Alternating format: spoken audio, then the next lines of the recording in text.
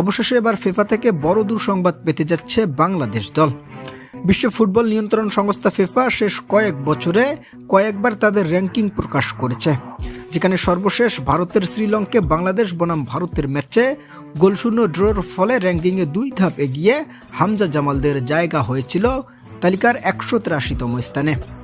তবে বাছাই পর্বের সেই একই লড়াইয়ে বাংলাদেশ সিঙ্গাপুরের বিপক্ষে ম্যাচ হারার ফলে ফিফা র্যাঙ্কিং থেকে এবার 1 ধাপ নিচে নেমে গেল হামজা সামিতরা। গত বৃহস্পতিবার ফিফার দেওয়া সর্বশেষ এবারের র্যাঙ্কিংয়ে বাংলাদেশের অবস্থান হয়েছে 184তম স্থানে, যেখানে বর্তমানে র্যাঙ্কিংয়ে এখন সবার উপরে রয়েছে বিশ্ব চ্যাম্পিয়ন আর্জেন্টিনা, দ্বিতীয় স্থানে স্পেন এবং তৃতীয় স্থানে রয়েছে ফ্রান্স। এছাড়াও পঞ্চম স্থানে রয়েছেন 5 বারের বিশ্ব চ্যাম্পিয়ন ব্রাজিল এবং সর্বশেষ ন্যাশন লিগের ফাইনালে জয়ের ফলে 1 ধাপ এগিয়ে পর্তুগাল রয়েছে এই তালিকার 6ষষ্ঠতম স্থানে।